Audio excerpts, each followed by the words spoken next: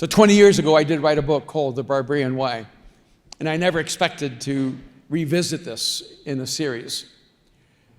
But my publisher from 20 years ago contacted me and said, we'd like to do a 20-year edition, a renewal of the book. And at first I was really hesitant. I'm very future-oriented. Anything in the past is almost irrelevant to me. But even as I began, in a very odd and awkward way, reading the words I wrote, I couldn't escape the fact that I felt these words are really important for this moment in time. And I look back at when this message first came to me, and I tried to remember the posture of my own heart and my own soul in those moments. I'd become a person of faith when I was 20 years old, and I had no real knowledge or background of what this faith looked like.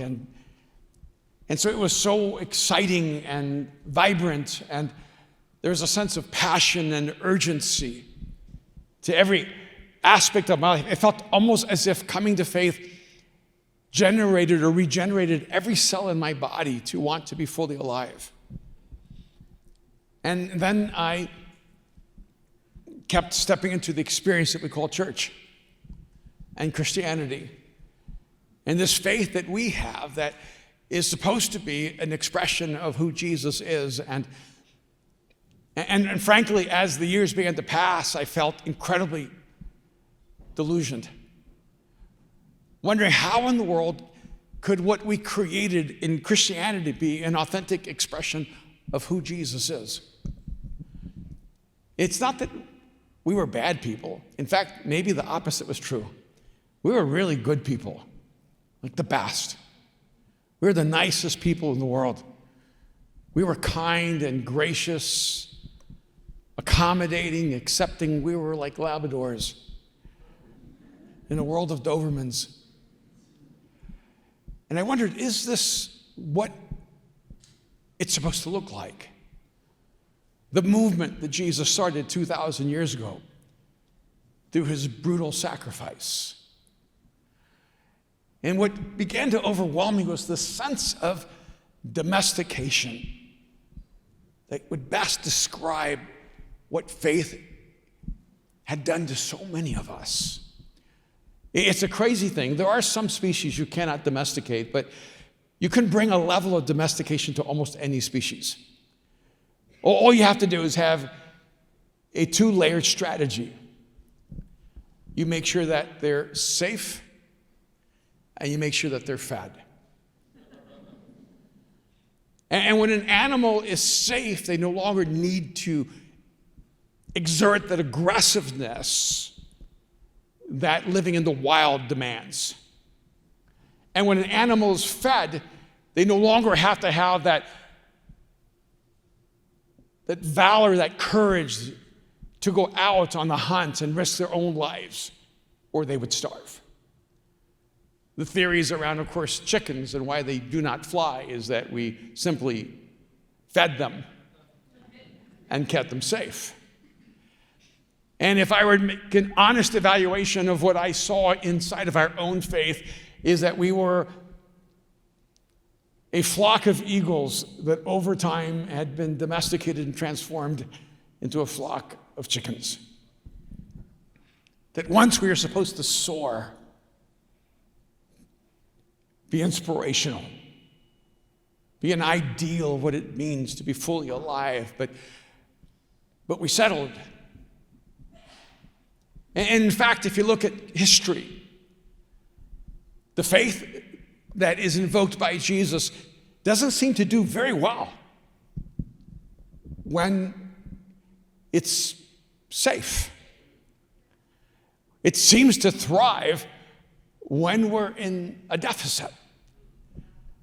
It's almost as if our faith is easily domesticated when life gets too easy and can only be rekindled when we realize that there are high stakes involved.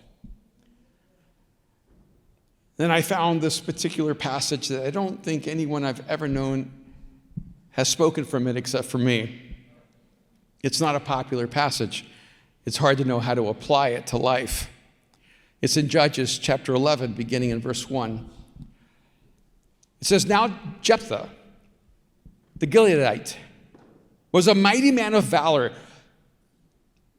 but he was the son of a harlot, and Gilead begot Jephthah. Gilead's wife bore sons, and when his wife's sons grew up, they drove Jephthah out and said to him, 'You shall have no inheritance in our father's house, for you are the son of another woman.'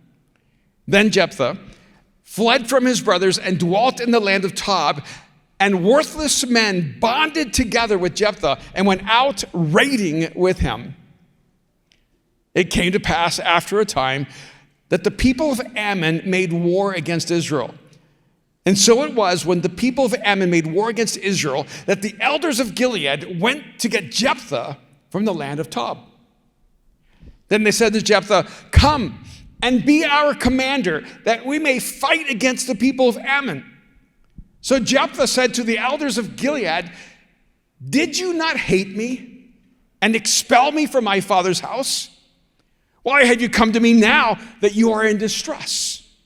And the elders of Gilead said to Jephthah, 'That is why we have turned again to you now, that you may go with us and fight against the people of Ammon and be our head over all the inhabitants of Gilead.'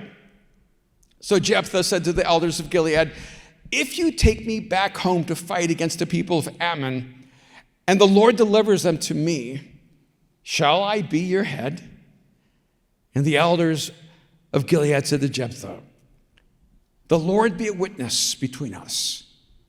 If we do not do according to your words.' Then Jephthah went with the elders to Gilead, and the people made him head and commander over them. And Jephthah spoke all his words before the Lord in Mizpah." Not an expected story, not one that's easily applied to our lives, but important enough to be categorized in the scriptures, saved for us for the moment we need it. It is to me a fascinating thing when you study even world history, that certain kinds of people emerge into leadership based on the circumstances around them. I remember years ago, I was in England doing a conference, and there was a time of a Q&A, and one of the British attenders said to me, "Why do you think that America has better leaders than Great Britain?" And that was a Brit asking that question, not an American. And when he asked that question, the entire room resonated with this question. And I said, this is a very interesting projection on history, that you think we have better leaders than you. I mean, I wish that were true, but that's actually not true. Our best leaders came from England. Adams and Washington and Jefferson, all of those individuals that we consider the pillars of creating this nation, were all essentially Brits. The difference is that you had a leadership ceiling, and you did not want those men to rise up to their level of leadership that they were capable of. The problem isn't that you have lesser leaders, is that you have a lesser culture of leadership. That's what happens even in the church. I mean, frankly, and I'm on a broad stroke, it is interesting to me, especially as someone who ended up in this world, that people had a very specific projection of what a pastor should be, which I've never really met very well. Because if you're a pastor and you're a therapist, you're crafted properly. If you're a counselor, it makes sense. If you're nurturing, that's exactly what people expect.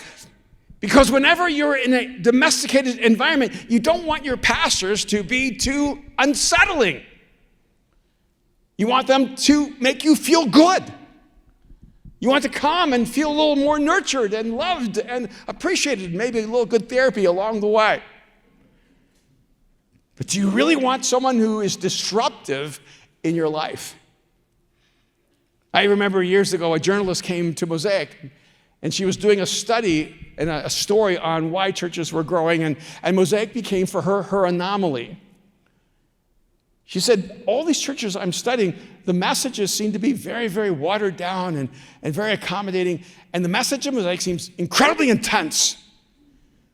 How is it possible that your messages are so intense as a church and you're still reaching and caring about people who are outside the faith? I said, you have too low of belief in people's longing. You think people walk in here wanting God to make them average. You think people are coming in here wanting God to somehow keep them in that space of the status quo of mediocrity. We're convinced that there's a heroic narrative inside of every human being, and that every human being longs to live a life that matters. And the message of Jesus is not, I'm going to make you safe, but I'm going to make you dangerous. That makes us a little uncomfortable. See, I think that as we dive into this series, I think it's important for us to reframe what our outcome goal is. If you're in the business world, they always tell you, you need to have a clear vision of your company's future. You need to have clear goals and objectives. You need to know where you want to go so that you know how to get there. And we do that in the business world, but you know where we don't do that? On a personal level. What person do you want to become? Who do you want to be in the years to come? And in fact, if we could just pull it back a little bit more, if you're a follower of Jesus, we're all supposed to be reflective of the image of Christ. We're all supposed to be reflective of the character of Christ. So how you understand who Jesus is how you'll understand who you're supposed to become. And frankly, most of the images I see of Jesus are like, I'm not that impressed. He just feels very milquetoasty. You know, he's like, it feels like he'd have to get friends to move furniture for him because he couldn't move anything himself. It's like, he's that kind of guy.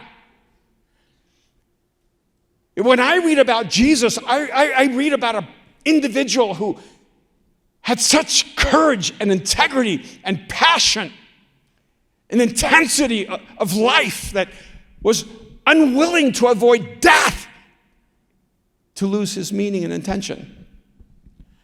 Who you see Jesus as ends up becoming the projection of who you will become as a follower of Christ.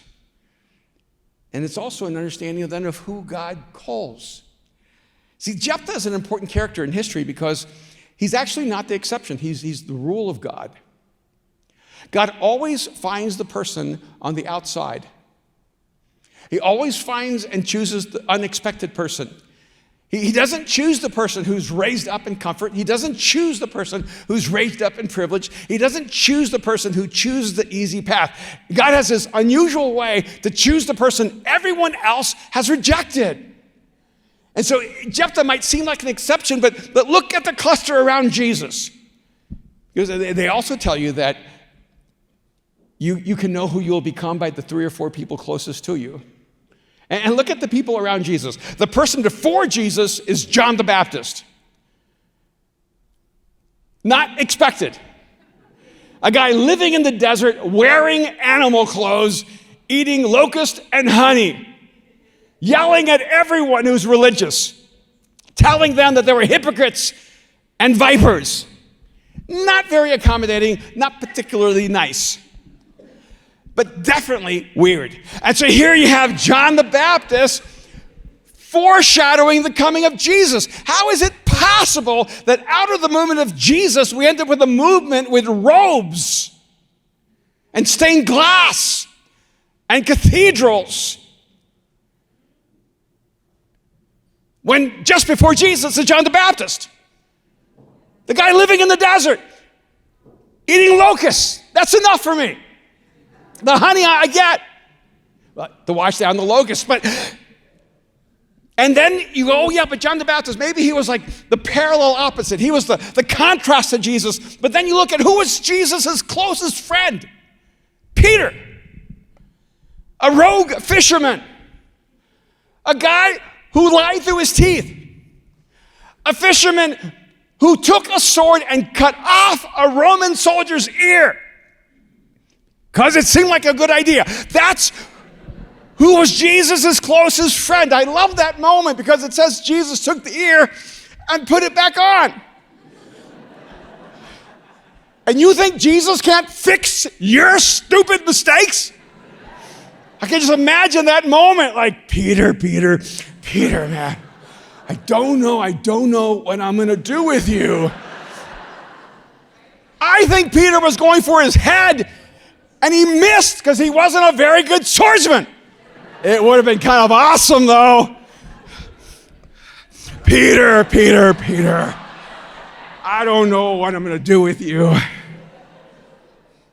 So you have John the Baptist before Jesus, then you have Peter with Jesus, but then he gets better, right? Then we end up with kind, nice, elegant, acceptable, domesticated. No, then you get Paul. Paul is running around killing Christians. So if you didn't think it could get worse than John the Baptist, who, by the way, is beheaded, you get Peter trying to behead someone, but now you get Paul who wanted to kill Peter. And that's who comes after Jesus. Where in the world did we get that looking like Jesus makes us domesticated? It just makes us really nice people. Rather than have a profound courage to live the life God created you to live, regardless of what anyone else thinks or says.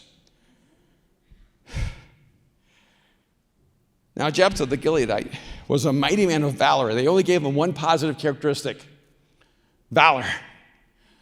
And that's the one word I want to leave you with today. Does your life reflect a life of valor? Are you defined and marked by courage? Is there a fearlessness to you to live the life that God created you to live, or are you bound by fear? Are you bound by the opinions of others?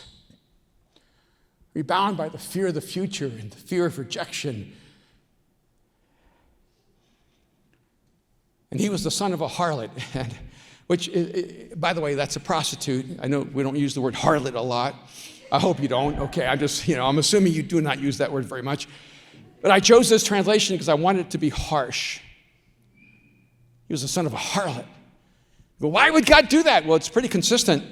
If you pull up the 4 women identified around the lineage of Jesus, 3 out of the 4 of them were questionably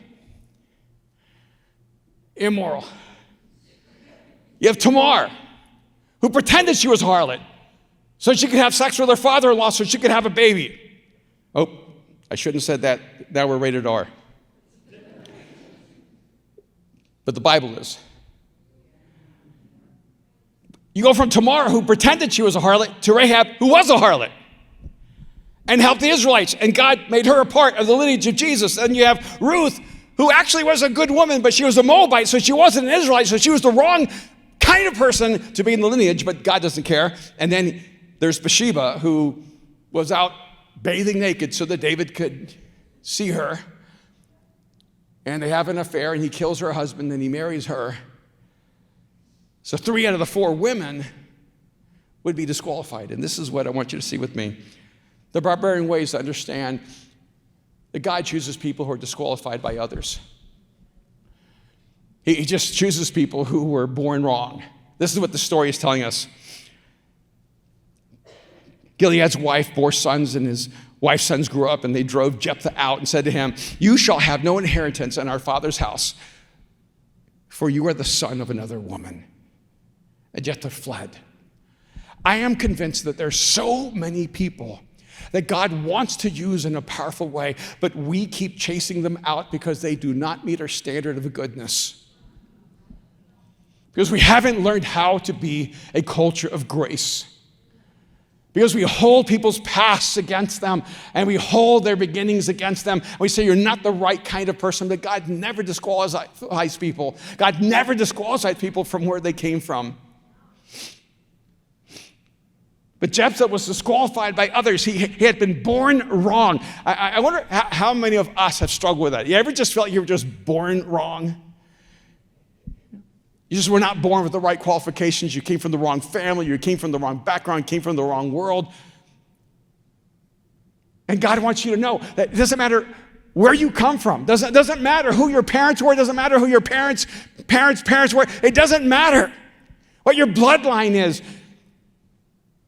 Because when God sees you and he chooses you, all that becomes irrelevant. And the thing that to me is so troubling when I read this is that they pushed Jephthah out. They pushed out the very person they would need to lead them in the most critical time of their life. I love that we have a sign that says future for the young people here. Those kids, they will have more pressure than most people in the world. Because they will be expected to be perfect humans at the age of 9. They will be expected to be flawless at the age of 13. If your daughter makes mistakes, she'll feel disqualified. If your son makes mistakes, he will feel disqualified. And you know who will tell them they're disqualified? We will. If we don't change the way we think. The barbarian way is an understanding that everyone, in a sense, was born wrong. And God chooses those who are disqualified by others. But also, he didn't just get disqualified because he was born wrong. He was disqualified because his actions were wrong. He lived wrong. It goes on to tell us, it's almost like he became what they told him he would be. They said, you do not belong here. You will have no inheritance with us. You have no future with us. And so then what did Jephthah do? He became what they said he would be.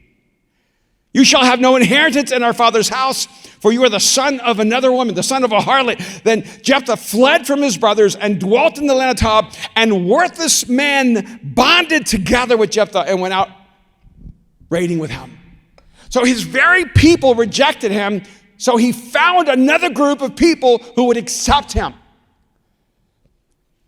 I think a part of our cultural dilemma is we have a lot of people in their teens and 20s and 30s who are fragmented in their identity, who are tormented in their brokenness.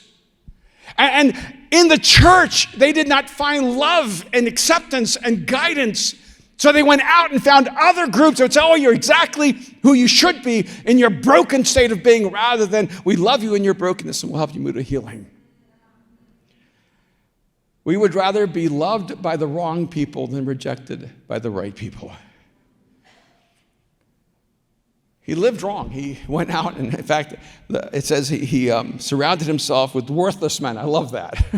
It's like, wow, just what do you think? But the other translation is scoundrels, and I didn't want to say scoundrels because I don't think we know what scoundrel means. Like something like, oh, you're just a scoundrel. Like it's just kind of cool, right? But no, actually, the definition of a scoundrel is an unprincipled person, a dishonorable person, a villain, a person of no value. When you think you have no value, you surround yourself with people of no value. There are some of you, you keep collapsing, your life keeps reverting back to the worst version of you because you keep choosing the tribe that tells you who you are at your worst self. I want us to be a place, and I think this is the part of the challenge of the barbarian way, is can we accept each other in our mess? Or do we have to lie? Do we have to act like we've got it all together so that we can be accepted by each other? Like, it is so funny because I remember one time I was at the dinner with this pretty successful movie producer, a lot of Stephen King stuff, and while we were having dinner, he's like cussing like crazy.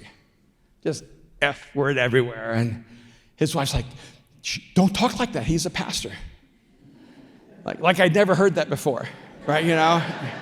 And I watch Peaky Blinders. I don't know what he's thinking. And he looked at his wife and said, I think he wants to know me for who I am. And I said, you are exactly right. Cuss away. I don't want people pretending to be who they think I need them to be for me to be in their life. I want us as the follower of Jesus to be the most insanely embracing, loving people on the planet and say, look, you can just be real. I may not like where you're at, but I'm going to love you as we walk forward and walk through this.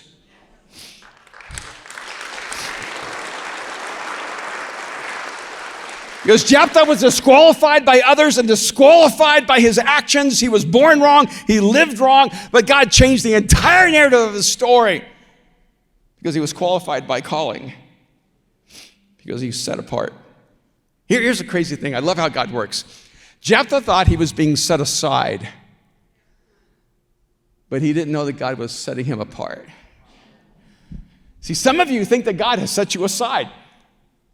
You think you've just messed up so much, or you're just blown it, or maybe you just wasted too much time, or some of you just have been nice people. You're like, I didn't do anything really wrong. I just didn't do anything really right. And what happens all the times is we think, I've just lost too much time. Anybody feel like that? Like I wasted too much time. Now I cannot get myself where I want to go.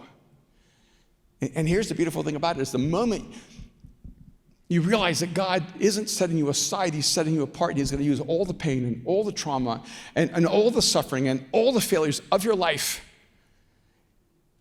And he's going to use them to shape you to become exactly what the world needs in this moment. I don't know if God could have prepared Jephthah to be the leader he needed to be if he had stayed inside without being thrown outside. They threw him out and said he was worthless. But they threw him right into the hands of God. And God called him worthy. So they go to Jephthah. Can you imagine this moment? Jephthah, last time we were hanging, didn't go well. You threw me out. Yeah, it was sort of like that. Let's not work over details, just like you laughed. Maybe we threw you out. Then you went off and you became a marauder. That's the other word I love. He brought together a band of marauders. By the way, I just think you should know this. For decades, Mosaic has been seen as a band of marauders. This message didn't go over that well 20 years ago. They were sure that we were the marauders that had been thrown out. And yet I know that God is always choosing the outlier. God calls him out in this moment and says, will you come be our leader? God prepared him through his pain to be the person that could lead them through their fear. I don't know what you've been through. I don't know what you're going through right now. I don't know the deep wounds and the weight that you're carrying in your life. But I want you to know this. There is nothing you've ever been, nothing you've ever done, nothing that has ever defined you that will keep you from being chosen by God if you'll just hear him call you and say, you're mine. And even more than that, it's not like, and God can make up for lost time. No, God will actually turn that time that you thought was lost into the time that God used to prepare you for this moment. That's what he did with Moses. That's what he did with Joseph. That's what he did with Daniel. That's what he did with Ruth. In fact, it seems everyone God prepares goes on some wild ride where their life is just so brutal. They're like, God, where are you? Because I don't know if you've noticed, but following Jesus is hard. And when you step into aliveness, it doesn't make life easier. You just have more life to bring every moment to the challenges you face every day. I was watching this interview, and I was just so fascinated by this because when they chose Jephthah, it gave me a really interesting insight to this moment. An interviewer was talking about how you need to find the person of high agency in your life. And I was fascinated because I love the whole concept of agency, and I really believe in it on a personal level. But he said, you need to find the person of high agency. And he holds up this sign, it's like a prison. and this photograph. And he said, if you were suddenly in a prison, like in the Middle East, at 3 a.m. in the morning, and there's only one person you could call that you knew would find a way to get you out, who would you call? Who would you call? That's the person of high agency in your life. But then the thought came to mind, I don't think most people have a person of high agency. It better not be 911. We called them last night. 45 minutes later, I'm calling them again. I don't know what 911 means, but it doesn't mean help me now. They're not my high agency person. But who's your high agency person? Who's the person that you know? Like, maybe you wouldn't call them all the time because, like, they're intense. I'm not going to call them just to go get coffee, or, I'm not going to invite them on vacation. But yeah, if I'm in a prison in Morocco, they're my call. But I have a different question for you. Are you anyone's call?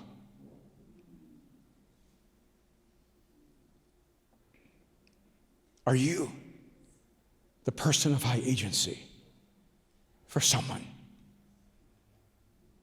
See, Jephthah was the person of high agency. He was the only one. All the other leaders, they looked like leaders because they held positions. But he was a leader because he had valor. He was that person of high agency, so they humbled themselves. They went out and found him, and they said, please come back and lead us. And I'm at the stage in my life, I'm going, I cannot believe I wrote this book 20 years ago when I was at the old age of 47. I wanted to say the young age. In my mind, I was 47. I was near death. I never imagined I would be celebrating the 20-year anniversary of this book. And you cannot know at 67 how many people are like, just chill. You got to relax, retire, some. Right? And I look back and in my 20s, when I started talking about what faith should look like, people told me, you're just naive. And I kept fighting, going, no, I think there's more than this. It cannot be this domesticated, mamby-pamby, milquetoasty expression of faith. This can't be all of it. Like, you're just naive. And then I got to my 30s, they went, you're just an idealist. You're just holding to ideals, and you need to bring it down and stop calling us to ideals. In my 40s, they just finally said, you're just rebellious. In my 50s, they told me I was a heretic. In my 60s, they don't know what to say. They just said, we thought you'd be out of the picture by now. But I'm not out.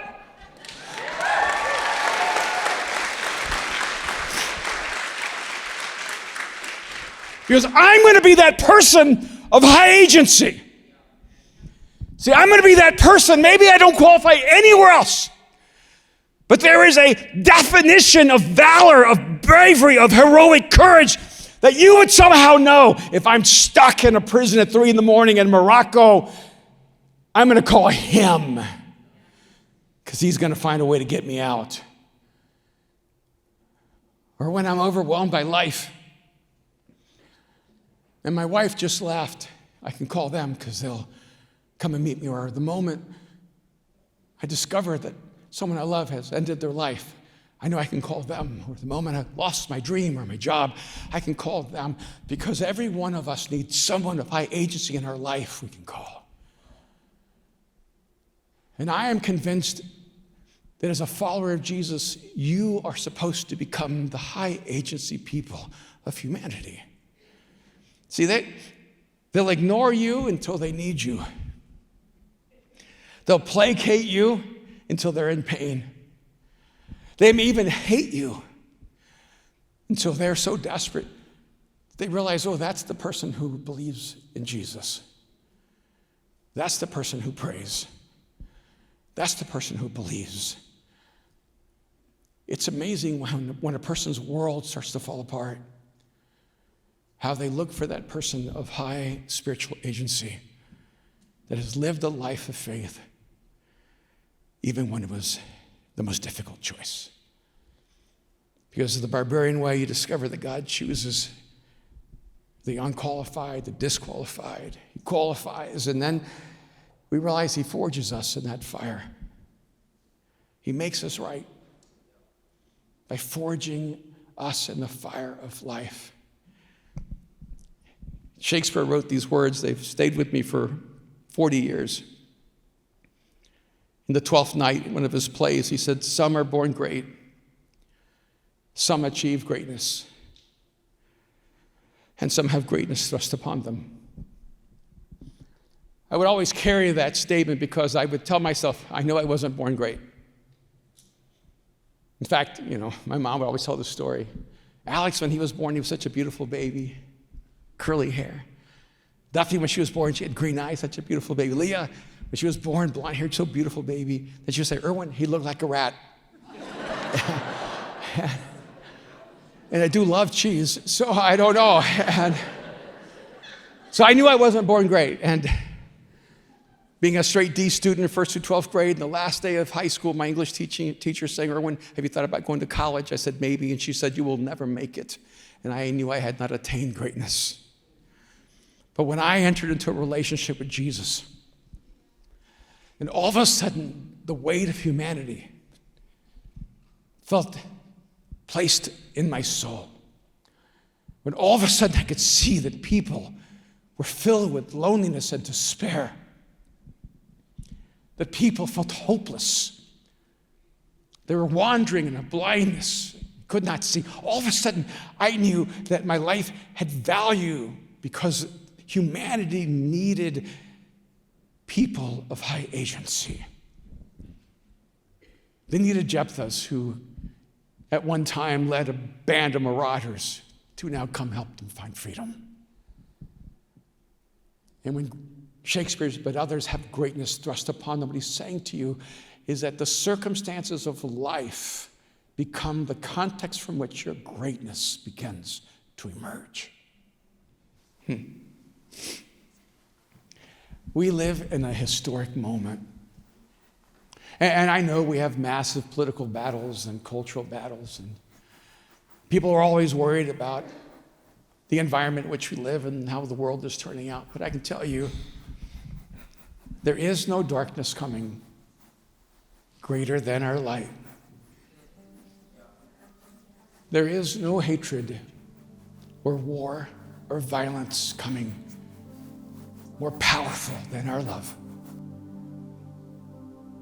That what humanity needs more than anything else is for you to rediscover your raw, untamed faith. What would your life look like if you were filled with courage? What would your life look like if you were defined by valor? What would our lives look like if we began to live out this heroic narrative that God has placed inside of us? I was just in Abu Dhabi and with David Arcos and about 50 people, and I was sitting at an interesting breakfast one morning. I wanted to eat by myself, but people asked me to come eat with them, so I did. And one of the guys was a futurist, and they were all talking about all the drugs they do. It was interesting. Almost everybody I met was like on psychedelics or mushrooms or ayahuasca. But this one guy, he said, no, psychedelics have changed my life. They may be better. I said, really? Yeah, and I said, what kind of psychedelics? He said, LSD. And I went, oh, wow, that's intense. But, that's hardcore. Even everybody else doing mushrooms like, wow, LSD. And I said, and you think this was a positive thing? Oh, it enlightened me. It set me free. It opened up my mind. I said, so how old were you when you started using LSD? He said, 16. I said, for how many years did you use LSD? He said, 5 years till you were 21. And so you're saying from the age of 16 to 21, the most helpful thing you did in your life was LSD? He goes, yes. And I said, why'd you stop? He said, well, it took a toll on me. I said, so the very thing that helped you the most, you had to stop because it wasn't helping you. He goes, well, it's hard to explain. I said, okay, you were 16 and you had to do LSD to be free. He goes, yes, it liberated my mind. It gave me a sense of my future. It gave me an ability to see the future. I said, you must have been a prisoner inside of your own mind at the age of 16. Something must have trapped you. You must have been bound and captive by fear. And I don't think anyone ever confronted him why he started. He goes, well, no, I wouldn't say I was a prisoner. Well, maybe. Well, I guess I did need to be set free from something. Well, yeah, I guess. And in the reality, I realized one of the reasons so many people, so many smart people are using psychedelics is that they're trapped inside of themselves. And they can't figure out how to be free. And one after another, I would say, hey, the problem is that the person you love when you're under in the influence, you have to leave once you're sober again, and then you have to come back to you. And that you is still a prisoner. They go, that is a dilemma. I have a way out for you. Not ayahuasca, not mushrooms, not psychedelics, not anything in life can give you this way out. If you will fall passionately in love with Jesus and stop caring about what other people think or say, if you will allow that raw, untamed faith to come alive in you, you will become the person you long to become. You will live the life you were created to live, and you will step into the dreams that only God could have whispered into your soul. And that is the Barbarian way.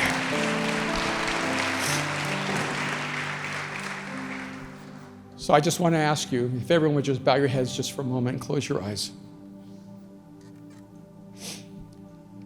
2,000 years ago, God stepped into human history in the person of Jesus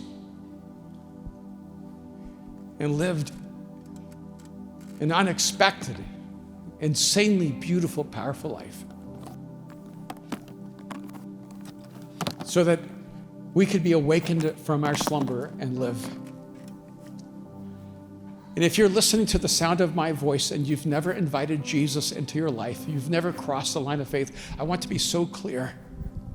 Jesus is not inviting you into an incremental change. He's not just inviting you into a way to heaven. He's not simply inviting you to become a better person. Jesus wants to transform you from the inside out. He wants to make a life of mediocrity, of the status quo, unacceptable to you. He wants to drop madness into your soul, where every day you wake up demanding to live fully and to live fearlessly. This is the invitation of Jesus. Follow me. And if you're willing to step into that kind of journey, not a domestication of religion, but an untamed faith of knowing the God who made you, I want to invite you right now to say, Jesus, I give you my life. Right now, just tell him, Jesus, I give you my life. Jesus, I give you my life. That's all he's waiting for. He's waiting for you to invite him to be God in your life. If this is your prayer, wherever you are right now, if you just whispered, Jesus, I give you my life, I want you to raise your hand up high without shame, without hesitation. Right now, just say, yes, I give my life to Jesus. This is me. Yes, Jesus, I choose to follow you. Beautiful, beautiful. Anyone else? Jesus, see me. I give my life to you. Beautiful. Father, I thank you for each person who has invited you into their life.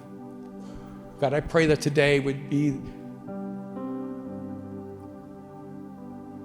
that life-changing moment where they go from death to life, from existence to aliveness. I pray, God, that you would destroy every boundary built by fear and self-doubt. I pray, God, that you would place in them such bravery, such valor, such courage, that they would live the life you created them to live. God, we are so imprisoned by the opinions of others. imprisoned by our failures, by our doubts, by our fears, by our sense of insignificance. But today, we destroy it all and allow your faith to build courage into us to walk the barbarian way. We pray in Jesus' name. Amen. Can we just thank God for all those who responded to him? So good. So good. We're going to continue this journey for the next several weeks. And by the encouragement of Mariah, I'm going to add one more chapter that is not in the book for those of us here. And it's going to be a lot of fun. This week, every morning, I want you to wake up and say, today I choose to live with valor. Can you say that? Today I choose to live with valor. And I want you to live your life with the kind of valor that you believe Jesus had and has. And begin to pursue what it looks like to look like Jesus when you live a life of courage and heroism. Love you guys. So beautiful. What an incredible message, an incredible start to this series. It was amazing to see so many hands go up, those people that made the decision today to really follow the barbarian way and to really follow Jesus and to entrust their life to Jesus. And if that was you, we have a gift for you, and that is a copy of the scriptures.